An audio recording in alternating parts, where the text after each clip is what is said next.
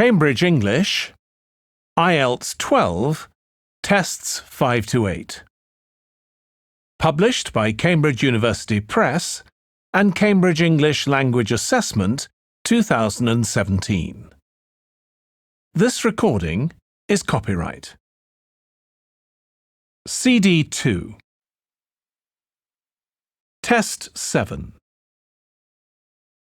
You will hear a number of different recordings, and you will have to answer questions on what you hear. There will be time for you to read the instructions and questions, and you will have a chance to check your work. All the recordings will be played once only. The test is in 4 sections. At the end of the test, you will be given 10 minutes to transfer your answers to an answer sheet. Now turn to Section 1.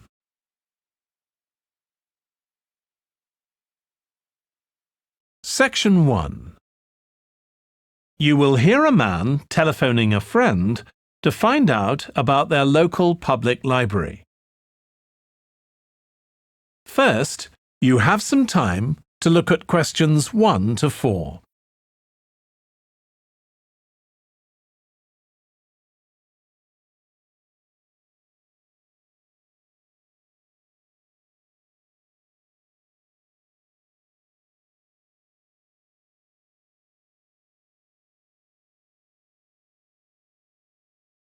You will see that there is an example that has been done for you.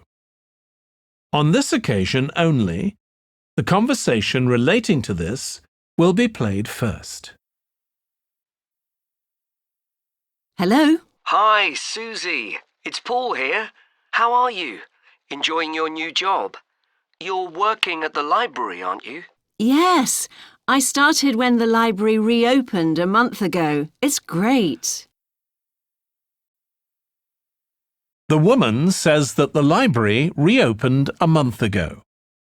So month has been written in the space. Now we shall begin. You should answer the questions as you listen because you will not hear the recording a second time. Listen carefully and answer questions 1 to 4.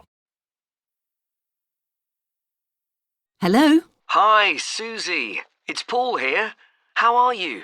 Enjoying your new job? You're working at the library, aren't you?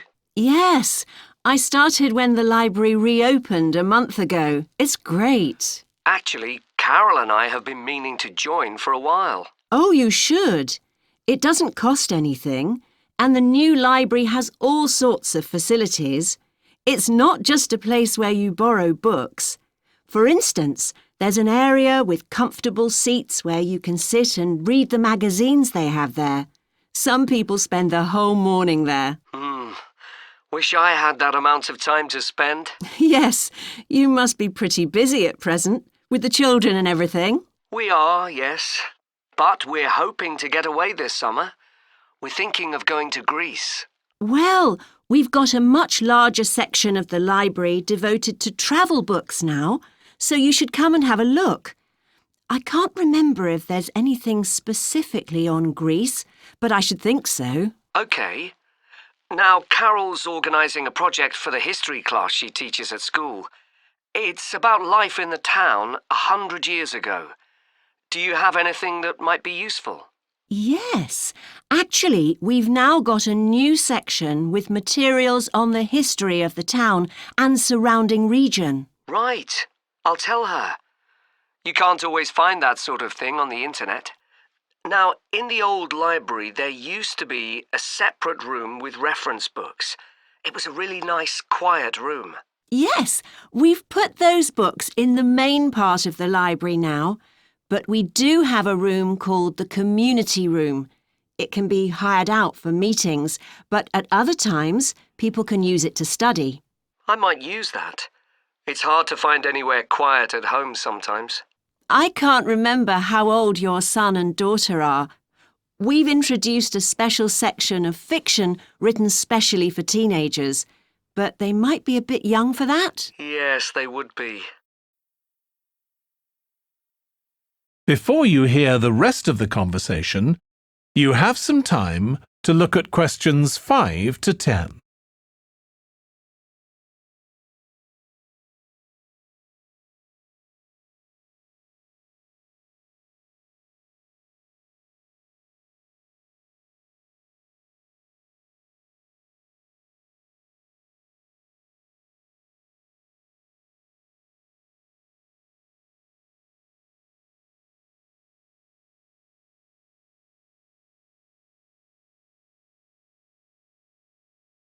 Now listen and answer questions 5 to 10. Well, we do have lots of activities for younger children. Yes? For example, we have a science club. At the next meeting, they're going to be doing experiments with stuff that everyone has in the kitchen, sugar and flour and so on. They might be interested, yes. And we have a competition for children called Reading Challenge. That doesn't begin until after the end of term.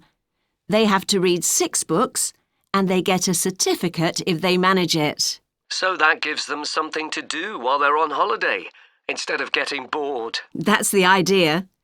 And there's special activities for adults too. On Friday, we have a local author called Tanya Streep who's going to be talking about her new novel. It's called Catch the Mouse, and she based the story on a crime that actually took place here years ago. Right. We're not free on Friday, but I'll look out for the book. Now, this probably isn't for you, but we do have IT support available for members. We get quite a few older people coming along who are wanting to get up to speed with computer technology. It's on Tuesday mornings. They don't need to make an appointment or anything. They just turn up. Well, my mother might be interested. I'll let her know. OK. And there's another service which you wouldn't expect from a library, which is a free medical checkup. The hospital arranges for someone to come along and measure the level of sugar in your blood, and they check cholesterol levels at the same time. Really? Yes, but that's only for the over 60s, so you wouldn't qualify. OK. Well, I'll tell my mother. She might be interested. What other information? Well, we do have a little shop with things like wall charts and greetings cards, and also stamps, so you can post the cards straight away, which is really useful. Yeah. Well, I'll bring the children round at the weekend and we'll join. Oh, one more thing. I'll be bringing the car. Is there parking available? Yes, and it's free in the evening and at weekends. Perfect. Well, thanks, Susie. See you soon. That is the end of section 1. You now have half a minute to check your answers.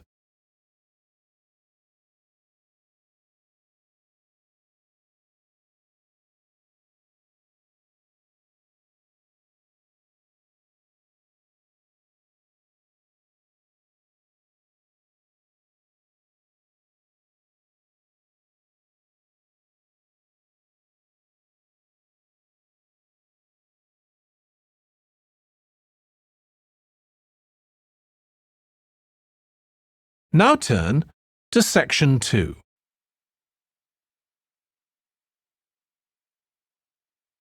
Section 2. You will hear part of a training session for new employees at a large travel company. First, you have some time to look at questions 11 to 17.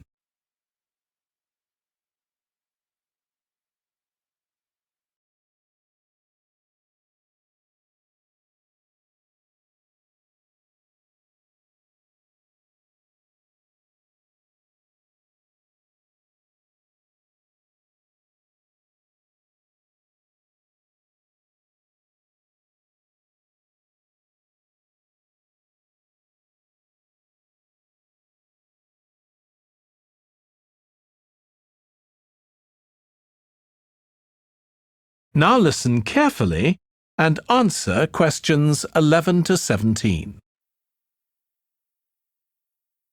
In this session in your training day, we're going to look at some of the more specialized holidays we offer at BC Travel.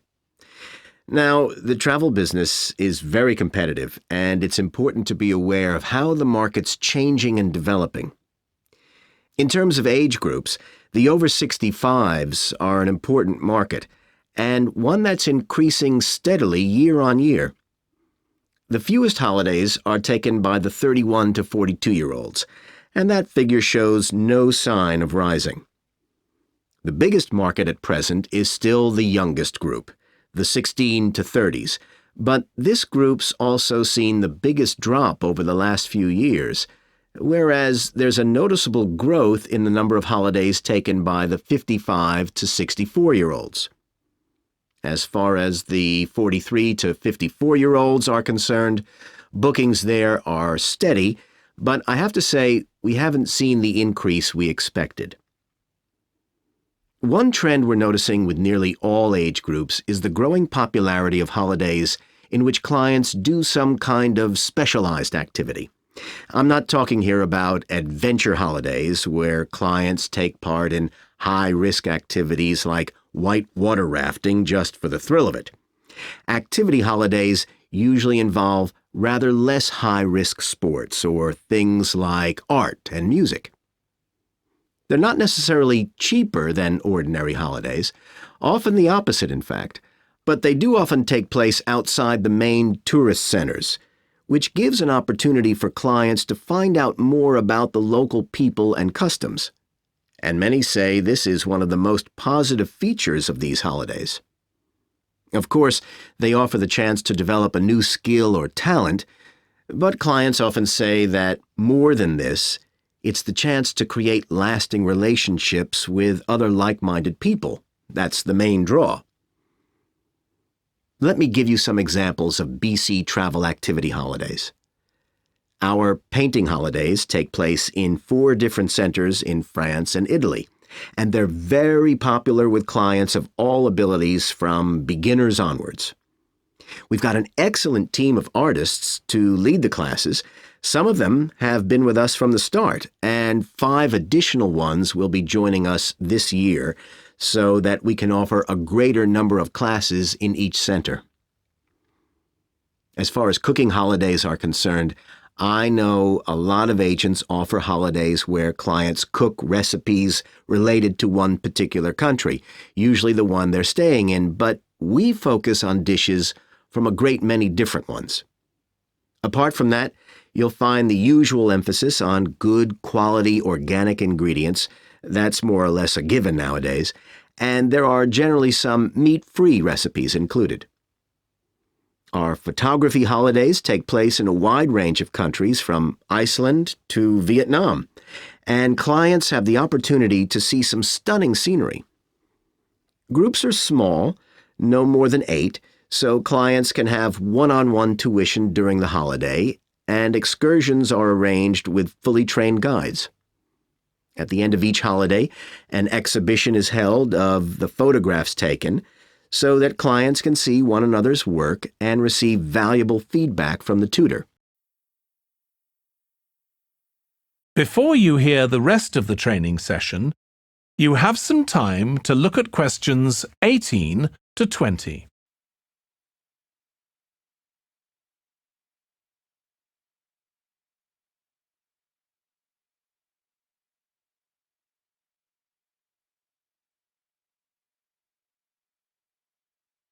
Now listen and answer questions 18 to 20. Finally, let me tell you about our fitness holidays. In Ireland and Italy, we run one-week general fitness classes for all ages and levels of fitness. Clients start the course with a consultation with a trainer, and together they draw up an individual program. As well as improving general fitness, clients find that they end up losing much of the stress they've built up in their daily lives. In Greece, we have a 2-week holiday for clients who want to do something about their weight. This has all the features you'd expect, like a personalized diet program, but one of its most popular features is that the exercise classes are all held on the beach. People say it's far preferable to being in a gym. Finally, we offer several holidays in Morocco. One very popular one is the mountain biking holiday. Bikes are provided, and there are different routes according to people's ability. We offer one which is tailored to the needs of families, which is particularly popular. Okay, so that's about all the time I have today, so thank you very much. That is the end of section 2. You now have half a minute to check your answers.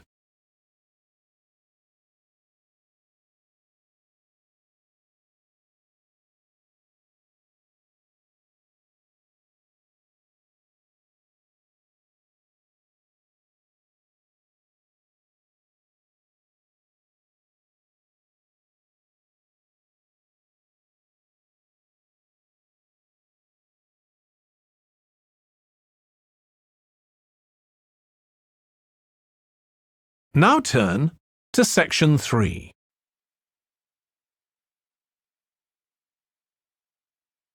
Section 3.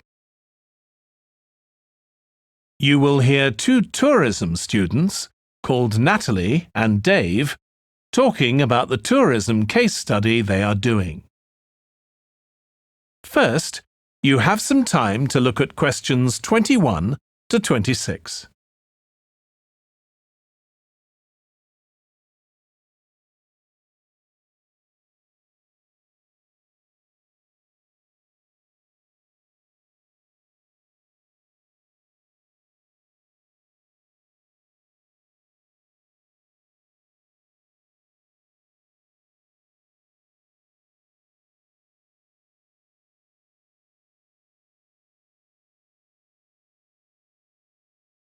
Now listen carefully and answer questions 21 to 26.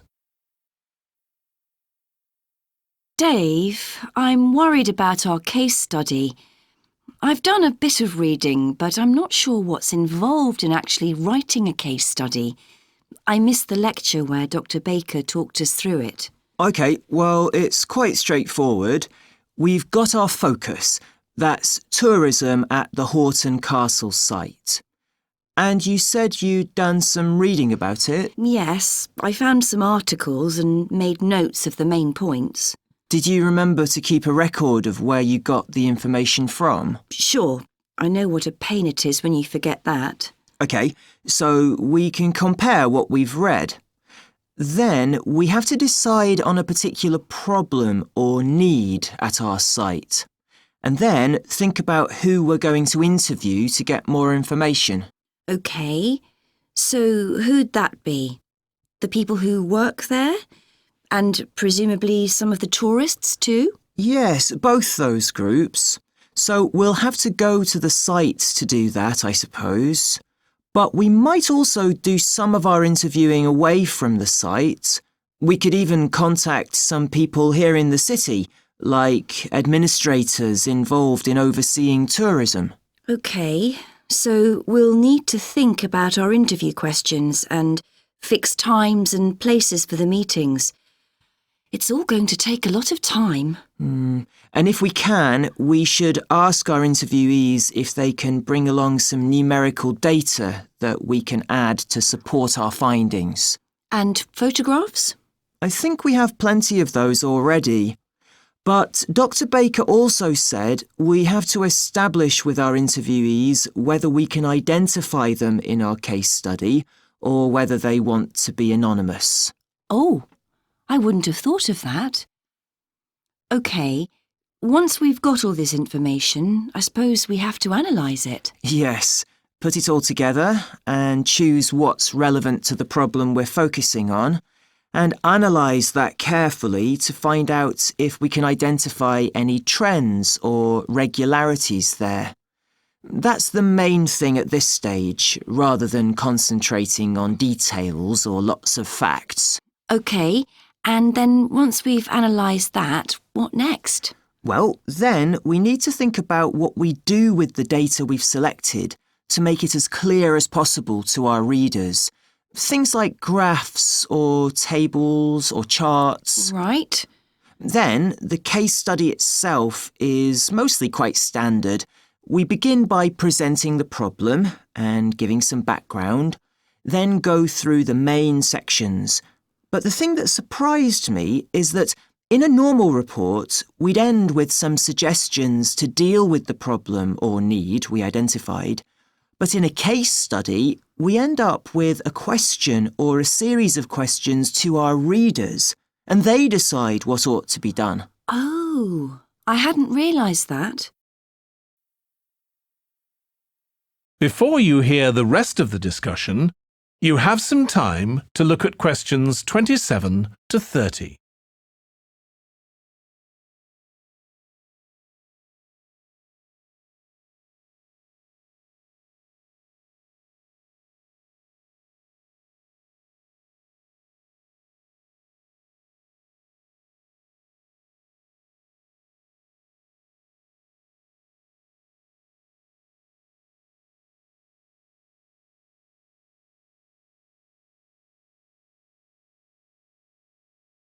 Now listen and answer questions 27 to 30. So, basically, the problem we're addressing in our case study of the Horton Castle site is why so few tourists are visiting it. And we'll find out more from our interviews, but I did find one report on the internet that suggested that one reason might be because, as far as transport goes, access is difficult. I read that too, but that report was actually written 10 years ago when the road there was really bad, but that's been improved now. And I think there's plenty of fascinating stuff there for a really good day out, but you'd never realise it from the castle website. Maybe that's the problem. Yes, it's really dry and boring. I read somewhere a suggestion that what the castle needs is a visitor centre. So we could have a look for some information about that on the internet. What would we need to know? Well, who'd use it for a start? It'd be good to know what categories the visitors fell into too, like school parties or retired people. But I think we'd have to talk to staff to get that information. OK, and as we're thinking of suggesting a visitor centre, we'd also have to look at potential problems. I mean, obviously it wouldn't be cheap to set up. No, but it could be a really good investment. And as it's on a historical site, it'd need to get special planning permission, I expect. That might be hard. Right, especially as the only possible place for it would be at the entrance, and that's right in front of the castle. But it could be a good thing for the town of Horton. At present, it's a bit of a ghost town. Once they've left school and got any skills or qualifications, the young people all get out as fast as they can to get jobs in the city, and the only people left are children and those who've retired. Right. Something else we could investigate would be the potential damage that tourists might cause to the castle site. I mean, their environmental impact. At present, the tourists can just wander around wherever they want. But if numbers increase, there might have to be some restrictions, like sticking to marked ways. And there'd need to be guides and wardens around to make sure these are enforced. Yes, we could look at that too. OK, well, we certainly managed. That is the end of section 3. You now have half a minute to check your answers.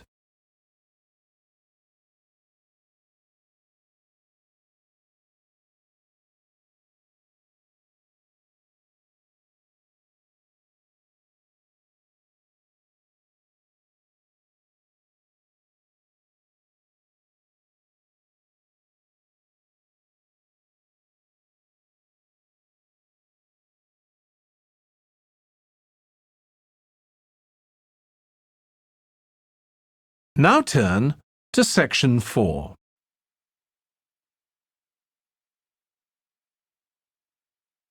Section 4. You will hear a lecturer on an environmental studies course discussing how birds are affected by environmental change. First, you have some time to look at questions 31 to 40.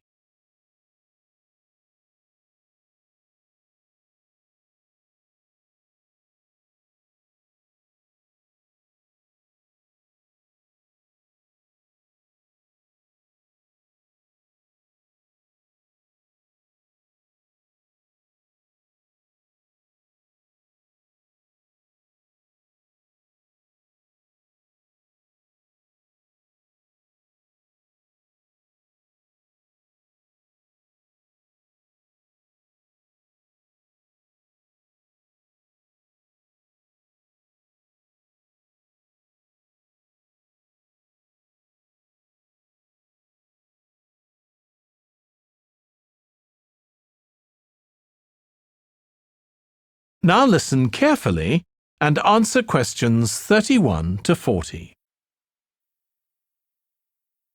OK, so we've been looking at how man-made changes in our environment can affect wildlife. Now, I'll discuss a particular example. Let's take a look at mercury. Mercury's one of the 120 or so elements that make up all matter, and it has the symbol Hg. It's a shiny, silvery substance. You may have seen it in old-fashioned thermometers, but it's not used much for domestic purposes now because it's highly toxic. But the problem is that the amount of mercury in the environment's increasing. The main reason for this is the power plants used to produce electricity. The main source of energy that most of them use is still coal, and when it's burned, it releases mercury into the atmosphere. Some of this gets deposited into lakes and rivers, and if it's ingested by a fish, it's not excreted. It stays in the fish's body, and it enters the food chain. So, it's been known for some time that birds which eat fish may be affected. But what wasn't known until quite recently is that those that eat insects can also be affected. So, a woman called Claire Varian Ramos is doing some research on how this is affecting birds. And rather than looking at how many birds are actually killed by mercury poisoning, she's looking for more subtle sub-effects. And these may be to do with the behaviour of the birds, or with the effect of mercury on the way their brain works, so whether it leads to problems with memory, for example. And she's particularly focusing on the effects of mercury on bird song. Now, the process of song learning happens at a particular stage in the bird's development. And what you may not know is that a young bird seems to acquire this skill by listening to the songs produced by its father, rather than by any other bird. And Varian Ramos has already found in her research that if young male birds are exposed to mercury, if they eat food contaminated with mercury, then the songs they produce aren't as complex as those produced by other birds. So, quite low-level exposure to mercury is likely to have an impact on male birds in a natural situation because it can mean that they're less attractive to female birds, and so it can affect their chances of reproduction.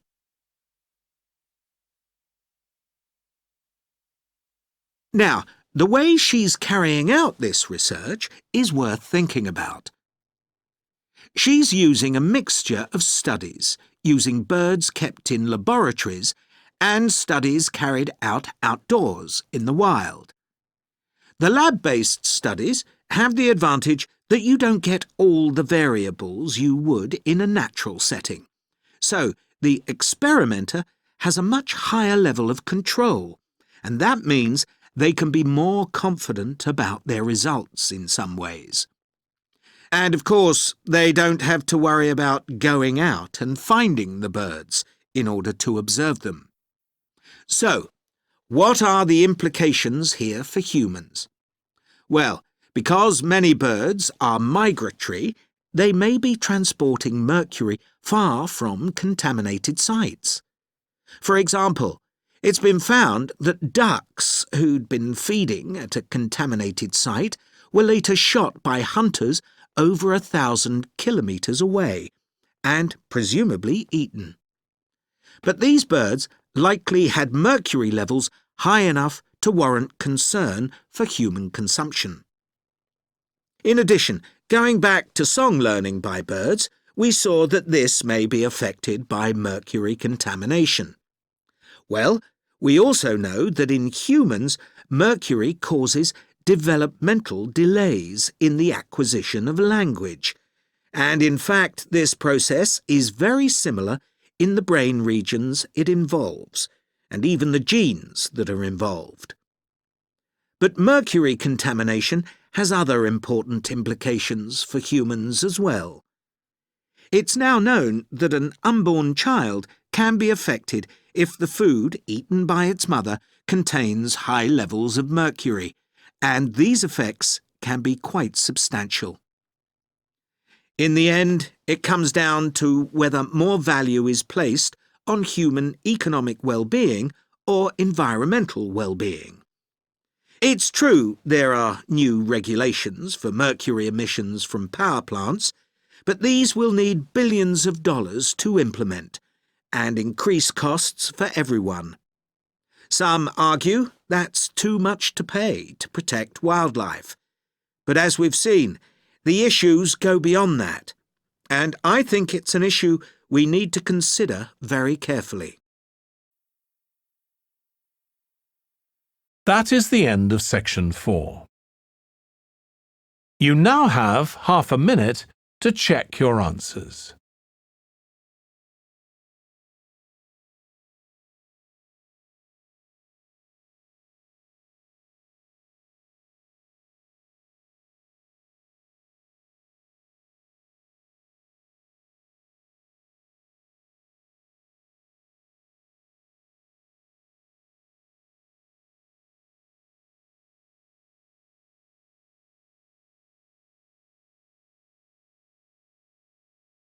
That is the end of the listening test. In the Ielts test, you would now have 10 minutes to transfer your answers to the answer sheet.